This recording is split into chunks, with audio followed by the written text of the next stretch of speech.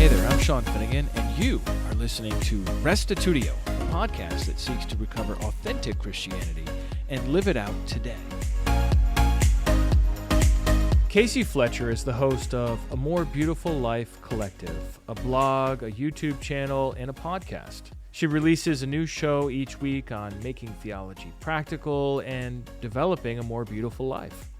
As a wife, mother, and homemaker, she appeals more to women than to men, but I personally, as a man, have found much of her content about lifestyle really helpful, and I recommend it to you. Here now is episode 575, A More Beautiful Life Collective with Cayce Fletcher.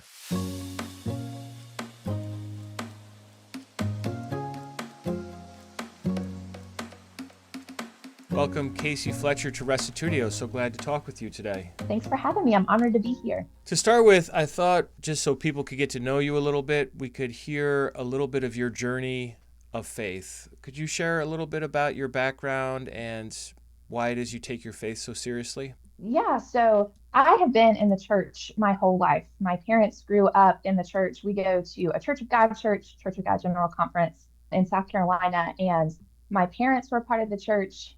Their parents were a part of the church. Even their parents were a part of the church. Oh, wow. So really, I'm from this long legacy of faith. And it was one of those things that as a kid, whenever church was happening, whether it was Sunday mornings or Sunday nights or Wednesday nights, we were there. It's like if the church doors were open, we were going to be there. And so for me, it was just something that was part of the culture of my life as a young kid. My parents were really involved in ministry, and then my extended family was involved in ministry. My grandmother, I remember we lived with her for a bit, and every time that we would go and visit, or whenever I was there at 5 o'clock in the morning, she was up reading her Bible. So I just had this really long legacy of faith that showed me the importance of my faith. I think every kid, as an 8, 9-year-old, you're just kind of going with the motions. You're just going with what your parents do, showing up at church, doing what they do, doing what your friends do. But whenever I was young, I was 10 years old, both of my parents passed away. My mother was sick with cancer. My father died of a heart attack. And then my grandmother also, she passed away from a disease that she had been wrestling with for about 10 years, right around the same time in the same 1.5-month period. And so I remember my grandmother, she held my hand. We came and visited. She had her whole house was full of people. And whenever we visited her, she basically said goodbye to everybody. They were going by her bed, and she held my hand. She's like, I'm going to see you in the kingdom one day.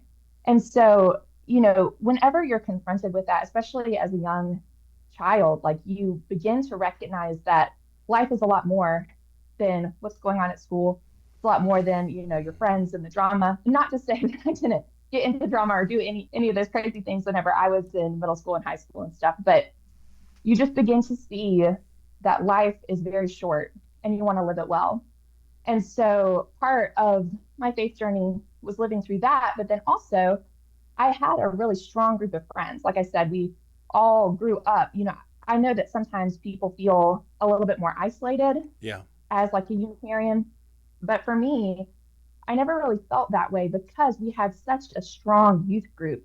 Our youth group was always really big. We would go to the camps at summer, like Fuel, and we had camps around here as well. And so that strong youth group really also started to disciple me as I went into high school. My friends were just very interested and passionate about living out our faith. And so all of those things just really solidified into something where it was not something that I was going to take lightly. And I wanted to figure out how to make that happen. And so that is just a little bit of my story, but it's due to my family and also the people that I was surrounded by growing up. Yeah. And I remember you attended Atlanta Bible College, right? Well, so as a high schooler, I took classes. And so I took classes online, and then they have Saturday classes. So I was 15 sitting in Bob Jones' World Religions class and stuff, but it was good. And so, so I went to the University of South Carolina for college, but I took classes whenever I was younger to get some of those credits. Yeah. You have had a kind of a passion for God and for truth for a long time. Correct me if I'm wrong, but your tragedy that you endured, almost like forced you to face like the big questions early and make decisions that maybe other people would make at 16 or 18 or 20. You're making it at 10 and 11 and 12. Did you find that your faith really helped you through all of this loss? Yes, definitely. Again, I was young, but even then, I remember praying, and at 10 and 11 years old, I did go through this time where, you feel the joy sucked out of your life. Yeah. But I remember one day I was listening, this was back when Casting Crowns was really popular and stuff. I was listening to the radio and I was listening to a song, and it's just, I felt the comfort of God. And I think as an 11-year-old, I was able to see that God was with me. And we had an amazing church family as well. Like there was a time where basically every day of the week, we had somebody bringing us a meal. We had people visiting. Even the night that my father passed away, one of the ladies at church came and took care of us. She stayed at the house with us while, my aunt was able to go up to the hospital. So it's like we just were surrounded by love, and the love that other people showed us during that time, it really was like the love of God being shown to me as well. Yeah. And so you can very easily, in those times of tragedy, you can very easily become bitter. But for me, seeing the way that God was able to see us through that, and there was still life and joy afterwards, it really, I think, spoke to the character of God. Yeah, that's so powerful.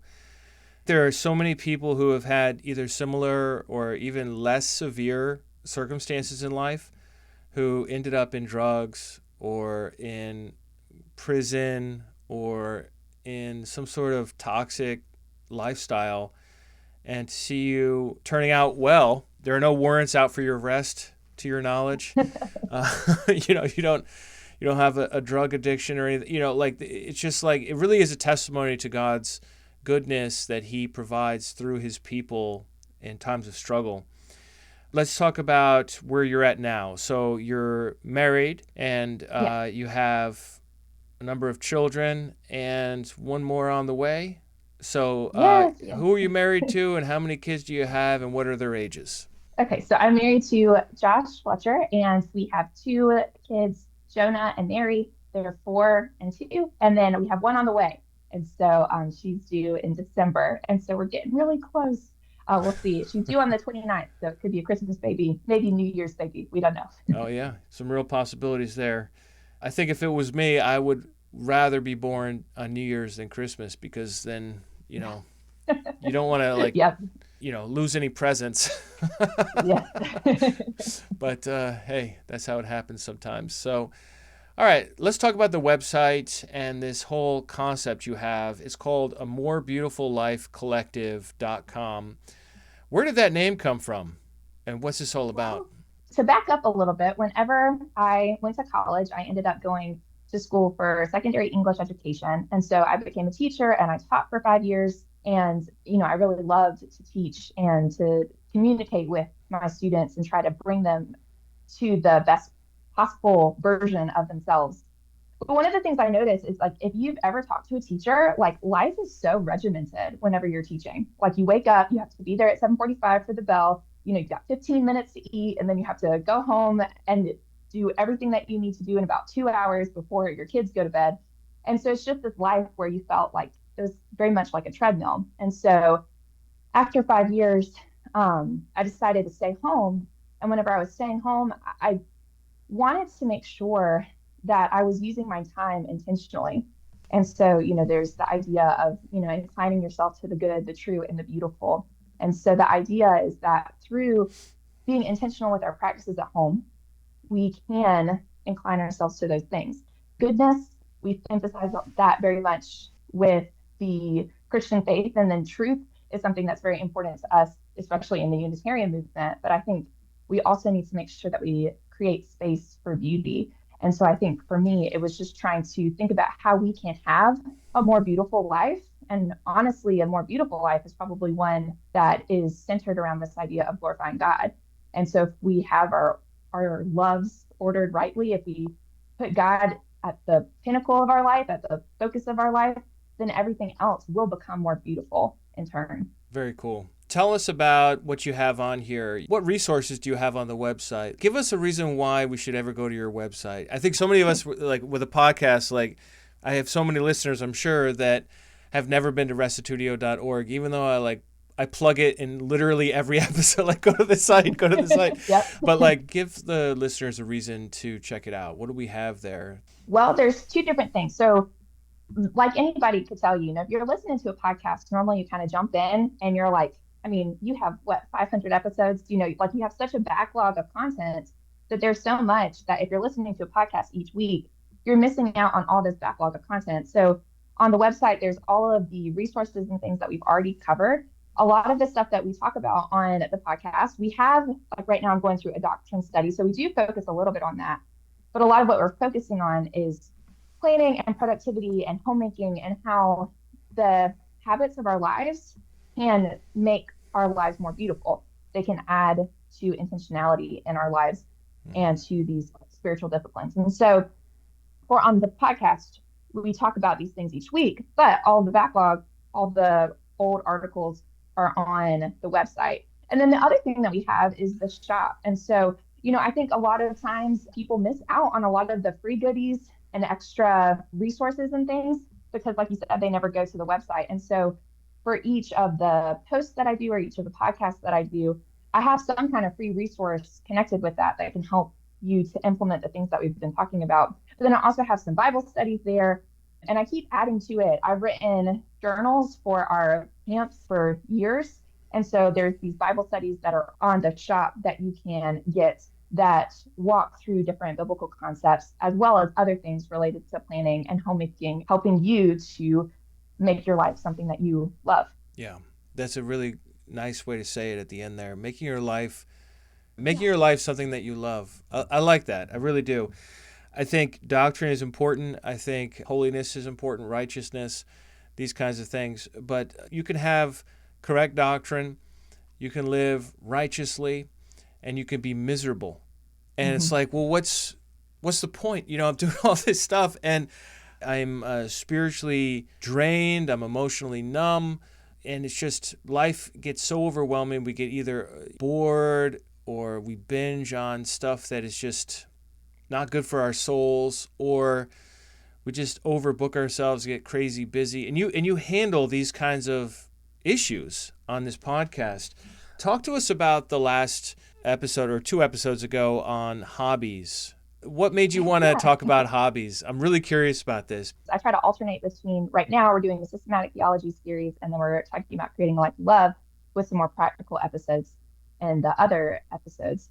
And so one of the things that I started thinking about is really, in life, we do tend to numb out, veg out, chill out. We like to watch Netflix. We like to scroll on our phones.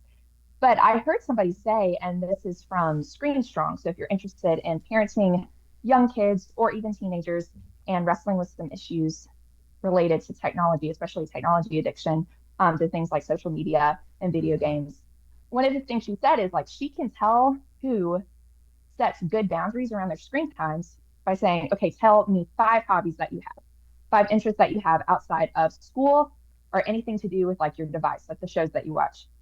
And a lot of times, if I ask people, like adults around me, what hobbies do you have? It would be hard for people to say, like, these are my 5 hobbies. I'm interested in all of these things. And I think for me, that was something that I was like, oh, I don't know, because you get so caught up in life. For me, I'm taking care of 2 young kids, but then it's like, if I'm not doing that and I'm not cleaning the house, normally you'll find me it's like wrestling with, oh, should I get on my phone and just kill the time? But that doesn't ever fill you up, and that it doesn't make you into a better person. It doesn't serve God. And so really that's what kind of got me thinking about creating time for these hobbies. And then as I got into it, it's like, it is a good example of one of those things that we think is a purely unchristian thing to think about. Like, okay, well, why are we focusing on hobbies? We should be focusing on this doctrine. But I think through our hobbies, one, we can fill ourselves up. But then also, I think it's a way that through the cultivation of hobbies, we're able to then serve God better. And so is it worthwhile to learn how to play guitar? Well, I think most of us would say yes, because we want to have a worship team, right? And so you need people that do that. Is it worthwhile to spend your time running or working out or whatever? It's like, well, yes, because you want to live past a certain age and be able to continue being active. And so I think sometimes we try to compartmentalize these things. And so that's one of the things that I try to do on the podcast is bring things that we think of as like, oh, that's just productivity people. Those are self-help people. We don't need to listen to them. And say, well, no, what wisdom can we learn from these things? Yeah. Yeah. I think too, there's often a hidden benefit or benefits in these sorts of things that we do. For example, you mentioned running, prolonging your life. I think running also helps me think better, helps my brain work better, helps me reduce stress, helps me to comport myself in a more Christian manner when I get home. If I've exercised that day, I have just more patience. And if the kids are screaming, like I can weather it better. With music, there is a stress releasing benefit or reduction benefit. You know, there's often other benefits beyond what the thing is itself that are just good for you. And if we really think about what's the kingdom of God going to be like, I think there are going to be these joys, you know, like musical instruments and exercise and probably sports and exploring and making stuff. And you talk about making stuff and productivity in a really interesting way. And you mentioned doing something that makes money. What was that, like your first one on the list? Talk about that a little bit. Yes. And, some other suggestions for people, because to be honest, like many of us are not really engaging in hobbies, or we feel guilty if we do. Yeah. So what I said in that episode is basically you need 5 hobbies, and 5 hobbies are things like you need to have a hobby that makes you a little bit of money, a hobby that helps you to stay healthy, maybe stay fit, a hobby that helps you to be more creative, a hobby that helps to cultivate your intellect and your spiritual life, and then a hobby that helps you to connect with somebody, whether that's your spouse or your kids. And so, okay, so in modern life, we have our bosses that tell us what to do. And so we just feel like, okay, well, if I do work, I'm doing it for this boss. And then everything else that I do is just kind of like a waste of time, or I'm just doing it to just go through the motions. I have to do it because, I have to. But we tie a lot of value into the things that make us money. But a lot of times that is connected to this like industrial thing that you're doing for somebody else. And so I think even having a hobby that is yours, that you get to make money and feel productive outside of the workplace, is a way that you can take back some of your time and redeem it. And people might feel like, well, what's the point in that? But I think part of it is just it makes you feel a bit more accomplished. And then also, I mean, it can help you in paying off bills. It can help you to feel like that hobby is not like a waste of time. I know people that, they crochet, so they have an Etsy shop and they're able to sell that. There are people who make bread on the side and they sell that. You stayed with my parents. And so Dave, he even sold some muscadines from his garden. And so even that, is an example where I think a lot of us, we do these things, but having it where it makes you a little bit of money also makes you feel good. So that's just one example. But I think all of these hobbies, it helps to create this balanced life that brings you a little bit of joy. And so I think like my website and podcast, that would be an example. I'm not making a bunch of money or anything from it, but it's a way that you can feel productive outside of the modern workplace. Mm-hmm. And what if somebody says, I'm just too busy looking after the kids and working the job? It's just unthinkable to add a hobby to it. How would you respond? The first thing I would ask them is, what's their screen time usage? And then we'll go from there. I think a lot of us, I read something somewhere that was talking about how kids, a lot of them are not working outside the home very much anymore, but they have like a part-time job, which is looking at their phone. And so I think that that's something that I think a lot of us, if we use our time wisely, then we might have more time than we think. But then if you're still like, well, no, I just go to work and I come home and I have just a couple of hours, it's just basically reorienting that time. And it could be that maybe you're picking a hobby or an activity or something that hits a lot of different things at once. Several people at our church now, they play pickleball. So they're able to connect with people and get healthy, and they have this hobby. They're doing all of those things at the same time. So there are ways that you can kind of have these like double hitter hobbies that help you to do the things that you want to do. Yeah. Are you mainly focused on off-screen hobbies? Because like somebody might say, oh, well, video games is my hobby. Would you count that? No. So I would say it needs to be something that's productive and that adds value to your life. Okay. And for me, if I'm talking about a website and a blog and, podcast or whatever, that obviously like I write on my computer. But that's something that I'm producing. We need to draw a line between producing and consuming things. So if we're producing something, normally that thing is going to be more like a hobby because it requires effort from us. We're not just consuming. But I think most of us now, we basically, other than whenever we're at work, we are consumers. So we take in Netflix, we take in social media on our phones, we like to go to fast food, and it's like all these easy things without producing anything. And so I think that's kind of the difference, is that we want to focus on hobbies that are producing something. Yeah. With video games, I would say no, but video games are highly addictive. And so there's a lot of research on that. Oh, yeah. That I would just encourage you to look at if you say that is your hobby. I was quite a gamer in my college years and high school years, and part of my repentance was giving up video games. So I've gone 20 years without them, and I am not sad. I've gotten a lot of other things done. So anyhow, I was listening to a podcast the other day. Netflix has just released their data of the top shows, and the guy was saying that the average time Americans watch shows or movies, whatever, is 3 hours per day. Mm-hmm. I was like, what? That's insane. I mean, let's say you still wanted to watch a show a night. So let's say it's 45 minutes or maybe an hour with commercials if you have to watch the commercials. In that case, you could still watch a show a night plus have 2 other hours to do other things. That's incredible when you think about it. I'm kind of curious, just to shift gears a little bit, about your vibe. You're kind of got this very homemaker focus to what you're doing with this website and this podcast. It seems like you've been on both sides of it. You worked out of the home for 5 years, and now you're staying at home. What are your thoughts on stay-at-home moms? Do you think everyone should do this? Every mother should do this? Do you think it's better for some to work outside the home? Or what are your thoughts about all that? Do you have thoughts on it? That's a loaded question. I do have thoughts. Well, so I think, obviously, that this is something that you would have to wrestle with and think about your convictions. It used to be a given that you would stay home, and if you work outside the home, that's something you're wrestling with. But then now I think it's a given that you work outside the home. And if you stay at home, it's like you have wrestled with this.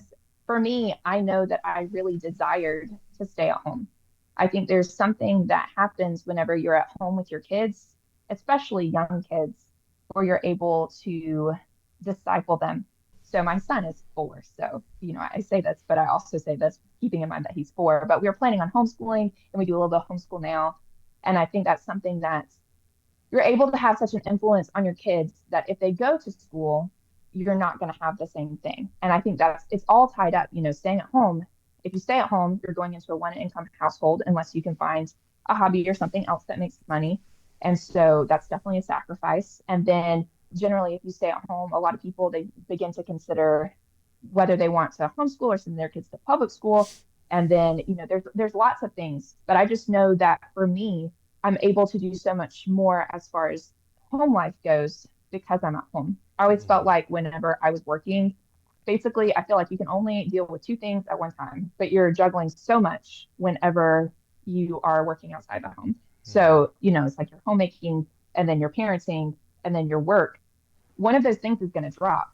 And if we want to do everything excellently, then we need to create margin in our lives. So for me, I would rather focus on discipling my kids. And I'm able to do that where we wake up in the morning and we have some time where we listen to music. We do a catechism question, and then we do a Bible story. And it's just something that if they were going to daycare, maybe if it was a Christian daycare, they could do it. But definitely once they go to kindergarten, they're not getting that. So that's my thought on it. But obviously, every person is going to have to wrestle with that question and think about what they want the sum total of their lives to be, not just what they want their bank account balance to be. I do think it's important to say, though, some people are like, I couldn't be around my kids that much.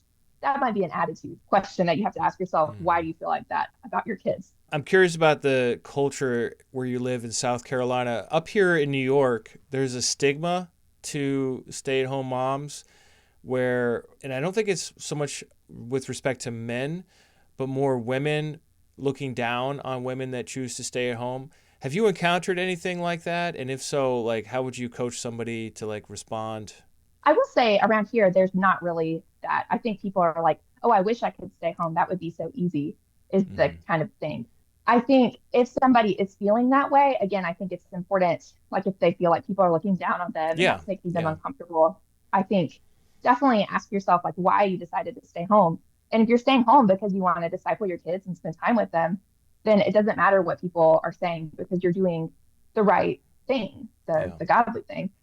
Around here, I think people admire that. But what I'm seeing more frequently now is that people are really, it's just a struggle. It's a struggle because you're making sacrifices. Yes, you have to be very on your A game if you're working and with your kids, as far as being like organizing, getting them to what they need to go to. But Hmm. obviously, staying home, it's not like a one is easier than the other. And Yeah. so that kind of competition, I think it's like that's just not worthwhile. It's not worthwhile getting into that with those people. Now, people need to recognize like if you're staying at home, basically you're saying that person has to be in charge of basically lowering their budget somehow. So you Yeah. have normally a stay-at-home mom is going to make all their own food. They're going to make sure that you don't spend money. Hmm. Those $5 coffees now they're like $8 from Starbucks, like you can't do. So there's a lot of sacrifices that go with it.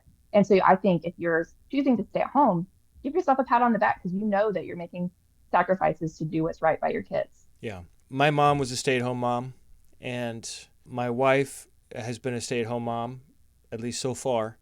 Now, it is interesting though because both my mom and my wife did work. In my wife's case, she does work, but she works in like kind of a very flexible situation Mm-hmm. where she can do it while the kids are at school because our kids go to public. Well, we have a complicated situation. Some of our kids go to public school. One of them goes to a private Christian school. At one point, we did homeschooling, so we've tried a lot of different things. And one of our kids is in college, so she will work at different hours during the day, either from the home, like early on, she did a lot of eBay, where she was essentially a picker and just found stuff that she thought would sell, and she developed an eye for that. And we would just had this room full of stuff, and she was selling it on eBay and get that cha-ching sound on her phone every time something sold. And it's a misnomer to think stay at home means no contribution to the income of the family. It can mean that. It's certainly going to mean less in most cases. Mm-hmm. Christians, we really need to think about this and, at the same time also not condemn the ladies who or men who decide to work outside the home, for whatever reason. So I think it's just like a freedom in Christ issue as far as this all goes. But as I'm looking around in my own context, I'm seeing very, very few stay-at-home moms today, Yeah. and people looking at it as like, you're going to do what? How are you going to survive? So Yeah. it is definitely something to think about. And you do have some tips and stuff for people to consider who are living this kind of lifestyle, but it also would be applicable to folks who are working outside the home, just if they're involved in homemaking, which I think all of us should be to some degree. Yeah. Um, I think we're all homemakers. yeah, Yeah. yeah. Well, let's switch gears and talk about theology. You're a bit of a theology nerd, as far as I could tell, have been for a long time. And you are doing a systematic theology track on your podcast. Why do you think people should learn systematic theology? Why should we learn all these terms and these doctrines other than it's like cool and fun? It's important, one, to have an answer for what you believe. So I've said, I grew up in a church where everybody believes this way, but there's a lot of things that we never talk about at our church, or we have differing doctrines on certain things. And so, you might get into an argument about that, but it's not like a comprehensive understanding of what you believe. And so I think systematic theology is important because it starts at the beginning, you slowly work through and you develop an answer for each parts of these doctrines to Mm-hmm. figure out what you believe about that. So if somebody was going to come up to you and ask you, what is the gospel? You might be able to tell them, oh, I believe that God is one and this is why. But you also need to have an answer for what the gospel is. You also need to have an answer for what the kingdom is and everything in between. And so that's one of the reasons why I think systematic theology is important. It's important to know what you believe and to also internalize that. You can look at your church's statement of faith. You may not agree with it, or you may have never thought about why your church believes the way that they do. I know even with our church's statement of faith, there's certain things that they just don't even talk about. And there's other things that I wouldn't agree with that's in this statement of faith. And so I think that's why it's important just to recognize what you believe and make that faith your own and make sure you understand why you believe that way. And so that's what we've been working through on the podcast. We've been going through every couple of weeks. We've been going through one doctrine at a time. So we've made it about 5 doctrines in, and we're going to go through 10. Okay. So why do it like that? Why do it every other episode or every couple of episodes? They're really long. It takes me a while to write them and to research them. It's not something that I'm just like regurgitating, um, the systematic theology like that the conference has, like what they've put out. I've been trying to research it. I try to not just focus on what our church believes. I try to research basically what Protestant views are as a whole, and then try to figure out where I fall in that. And so because it's so much, I try to space it out. And also I recognize some people love to talk about theology and they're interested in it. But for other people, it's better to get their feet wet and have you think about it. And I try at the end of every theology episode, I try to give you a couple questions to think about so that hopefully you're able to develop your own personal statement of faith after listening to that. Yeah, I really thought that was a cool exercise. Develop your own personal statement of faith. Have you done that yourself? Well, that's what I'm doing now. So I was thinking about this past spring, where I was trying to go through and think about what are core Christian principles that we should live by. And then as I was thinking about that, I was like, well, I need to develop my personal statement of faith. But that's hard to do if you don't have that kind of structure, if you don't have somebody that's asking you to work through that thing. So as I've been going through each of these doctrines, I've been basically writing my personal statement of faith as I go through that. Yeah, it's a really cool exercise. It forces you to take ownership for your beliefs, which is like a weird thing to have to do because it just seems obvious that everyone would take ownership for their beliefs. At a certain point in Christian history, essentially the mindset came in that the clergy or the professors or whatever are the ones who know all the main beliefs and the reasons why. And regular Christians don't need to really understand that. They just need to say yes and amen and give money and don't send too much. Christianity kind of went in that direction over the years. And certainly with medieval Catholicism, there was just such an emphasis on sacraments as all that matters. It's probably gotten a little better than that over the years. But we should take ownership for what we believe. And I think we are responsible for, even if you're not a teacher of others, you're just somebody that is trying to live faithfully to God and to follow Christ. We do all have this burden.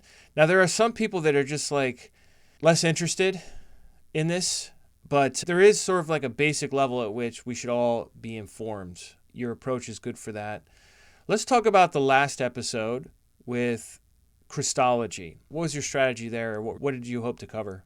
Well, so with Christology, again, we're talking about the doctrine of Christ. And so I wanted to make sure that if there was somebody who was not a non-Trinitarian already, that, you don't just go in guns blazing. We actually, this is a side note, but we had at our vacation Bible school, we did a class on basically, it was like one God, one faith. And so we had some visitors, and it's like, that's always exciting whenever you have some visitors that came in. But the first thing that we talked about was one God. We started talking about the Trinity and how we don't believe in that. And I felt like it was very isolating, I guess, for those people. They didn't really understand what we were talking about, especially because we kind of went in and just immediately started talking about all the things that are wrong with the doctrine of the Trinity, which is fine if you're in the church. But I didn't want to jump into looking at Jesus and immediately start with that, because I think there's a foundational belief of who Jesus is that we need to understand.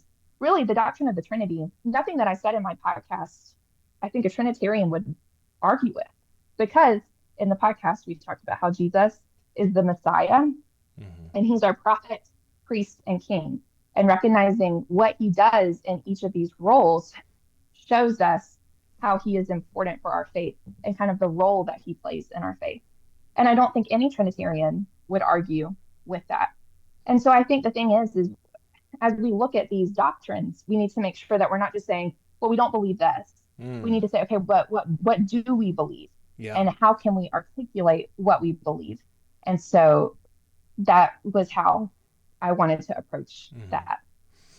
And are you going to do more Christology stuff, you think? Or is this it and then you're going on to another doctrine? I might go on to another doctrine, but I might go back and circle back and talk about a few things. There's some things like if you believe in original sin, do you think that, which I do, do you think that Jesus had original sin? And I know that that's kind of like Augustine said, oh no, he didn't because of certain reasons. And so I think there's things that we could talk about. And obviously there is the question of like the nature of Jesus. My answer would be pretty short. It's like the nature of Jesus is he's a man. But to talk Yeah. about that, I think it's so important. And so I might circle back to it, but I'm not going to do it like next week. I'm going to think about it, and then that might be something that Yeah. may come up in the future. Yeah. I think it's helpful to have a positive approach. Would you say that your main goal is to serve others in the Church of God, biblical Unitarians at large, Christians at large, or even just like humanity at large? Like, what really is your focus or intended audience for the podcast? It's Christians at large. I mean, Okay. definitely everything is based from a Christian point of view. And it seems like Protestants as well. You're not really getting into... Yeah. I don't really get into Catholicism, but I think that that's something that we need people in the Church of God and, you know, in the biblical Unitarian movement. We need women that are speaking about these things, especially the things related to life and homemaking and motherhood. And it's nice to have those things. I know I listen to a lot of podcasts from, you know, all sorts of different traditions. Yeah. Listening to all those, it's like there are some times where like there was one podcast I was listening to and I just had to like turn it off because I was like, I can't do this, because it was like it was just so blatantly like it was modalism where they were talking about God being enough, but then they used Jesus, and it was just like it was so convoluted. Wow. And so like we need podcasts available for biblical Unitarians where they don't have to feel like you have to listen with that filter of like, can I even trust this person? But then also there is a certain point where hopefully through taking in some of the content that I have that's not necessarily doctrine related, people begin to see that biblical Unitarians are Christians that know their Bible and they want to live a Christian life and they want to live for God and be righteous. It's not some cult that they don't believe in Jesus and they don't know what they're talking about. Yeah. It's like, no, we do. And so I think that's another thing that maybe through this, then they can begin to understand better what we believe. And who knows, like if people will maybe change their beliefs because they see people who are living for God and they're living righteously for him. Yeah. You're not targeting Bible-believing Christians in order to convert them to Unitarianism, but you're also not hiding your beliefs about it either. You know, you might actually be more effective evangelistically doing it this way. It's kind of interesting because I've recently listened to a lot of testimonies of people coming out of the Trinity in particular. And that's because at our UCA conference, there was a gentleman going around with a camera just like recording random people, and he just posted them all on Facebook. And so just like hearing them over and over again, oftentimes it's a Bible thing that gets somebody's attention, and then they start to type stuff into search engines to find out like what stuff is even called. And I think as far as those kind of people go, I think we're good. We've got a lot of different websites and resources and YouTubes and podcasts and articles. I mean, shoot, if somebody looks up the technical definition of what the doctrine of the Trinity is, it's written by a biblical Unitarian on the Stanford Encyclopedia of Philosophy. Like, we have infiltrated, and we're doing great.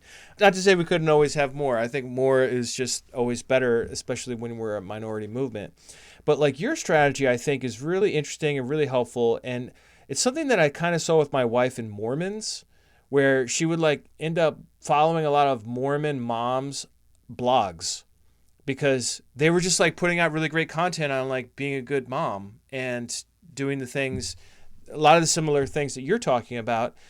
Not that my wife is considering Mormonism, for the record, but it kind of made her to have a much more positive attitude towards a group that is often considered to be a cult or just like not Christian because, you know, let's face it, they have some really weird beliefs. Yeah. If you've ever studied them, but which we don't need to get into here. But there could be just like an incredible advantage of like just putting out really quality content that is useful to other people who are in a similar situation in life to you. and then to just be like, and I'm a biblical Unitarian. Or, you know what I mean? Like, and like, that's not what we're talking about, but that is something that's also true about me. So now you can't hate us and kick us out of your schools and not give us degrees. You know what I mean? Like, I think somehow we've got to change that culture among evangelicals. And this might be one way to do it, which I think is pretty exciting to think about. Do you have any other comments on that? Most people wouldn't even know if we talked about biblical Unitarian. They wouldn't even know what that is. They would think that you're like with the, Unitarian Universalist group, or the first thing that you have to say is like, no, this is, you just have to kind of get it out there. But you don't always, it's not always the best way to go in, Guns guns blazing. blazing and telling people how they're wrong. And I think that was basically how whenever I was younger, we were kind of told to do apologetics or evangelism. It's like, hey, we don't believe this. We don't believe in, the Trinity. We don't believe we go to heaven. And then he's like, you go through all these different doctrines, and people were like, well, who are you people? Like, they never understood our actual beliefs. And once they did, it's like, oh, we're not really that different. There's just a couple core things that we don't agree on. And they probably had never studied it. They didn't even really know how to articulate the Trinity. And so I just think this is just a way that if you haven't gone to school, studied Greek and Hebrew and all these different things to kind of get into the text and tell through biblical exegesis all of these different points on the Trinity, or looked at these historical documents, you can still make a path for the movement just through the way that you live your life. It's just your testimony. And I think that we all can learn from that. And who knows who we're affecting through that. Yeah. I wonder, what do you have planned for the future? Can you share any thoughts on, as far as the future of More Beautiful Life Collective, or just Cayce Fletcher in general? Like, what does the future hold for you that you can share? I'm trying to, get some episodes recorded and then get that ready to go so that whenever the baby gets here, I have some of those. We're going to finish out the systematic theology series. And then also I'd like to focus a little bit on homemaking. And then maybe next year, I'd like to talk a little bit about education and, homeschooling, some of the things that we talked about as far as staying at home and how you can use education to better yourself and your kids, and what that kind of looks like. Because I definitely think people are hungry for that, but we don't have any resources that are Unitarian resources for homeschooling, or even for like catechism or systematic theology. Yeah. And so everything that I read to my kids, if you've ever read like the Jesus Storybook Bible, that's one that's like, it's so blatantly like Trinitarian. And we just don't have these things available for our kids. Yeah. So I don't know if that means I'm going to write those things, but I do think that is something that we need, is just some more resources that for people who are wanting to disciple their children in this, we don't need to fall back on a Reformed theology book, which is what most people do, I think, in the Protestant tradition. They find these things and then they have a lot of doctrines we don't agree with. Yeah. Somebody could spearhead that, and the person organizing such a thing wouldn't necessarily have to write everything, just sort of like organize it. Because I think there are lots of people out there, both women and men, who would be willing to contribute to something that's aimed at kids and that's for kids. And there have been a couple of kids' books here and there. You remember Maggie Seeks the Kingdom that came out years ago. And then Renee Dugan at Spirit and Truth has just released, I think, 2 or 3 kids' books that you would read to your kid at night type of thing. Yeah, there's so much more that needs to be done. So that sounds really cool. Maybe kind of more of a long-term goal. Well, thanks so much for talking with me today. Is there anything else you'd like to add before we close out? No, thank you for having me. It was an honor. Yeah. All right. Well, we'll catch you next time. Thanks so much.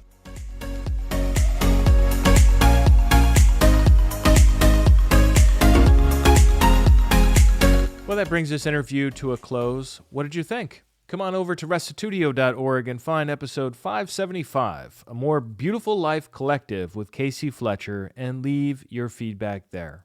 Also, if you're interested, why not just subscribe to A More Beautiful Life on your podcast app or on YouTube. She does a video as well as an audio version of this, so both are available. On another note, I'm now in New Zealand, attending the first ever Unitarian Christian Alliance conference there. I'm going to present this coming up weekend, on 5 options for understanding the deity of Christ's texts in the New Testament. I'll focus on the handful of verses that apply the word theos to Jesus. It may be a little while before this gets released. I'll certainly let you know, and hopefully I can get a copy to play out here on the podcast as well. But it might not be for a little while, so stay tuned for that. Also, if you would like to hear this and the other presentations that are happening this weekend, they will be out on the Unitarian Christian Alliance YouTube channel. So if you're a YouTube person, check that out. Unitarian Christian Alliance is the name of the channel there, and they will probably have a playlist for the New Zealand conference there. Wouldn't recommend typing in UCA to YouTube because you're going to get a bunch of cheerleaders if you do that, and that's just not what I'm talking about when I say the UCA. So word to the wise, you might have to actually type in the words Unitarian Christian Alliance to find out more information about that. Well, that's going to be it for me today. I look forward to coming back to the United States in time for Thanksgiving next week, and hope to be able to share a little bit about my trip in future episodes as the Lord is willing. So thanks everyone for the prayers and for the support. If you'd like to support Restitutio, please share this episode with your friends. I think that will also support Cayce Fletcher in her endeavor to bring her podcast to a wider audience, and I'm really happy to support that. I hope you will support that as well by sharing this episode with others. And also, if you'd like to support us financially, you can do that at restitutio.org. Well, that's it for this week. I'll catch you next week, and remember, the truth has nothing to fear.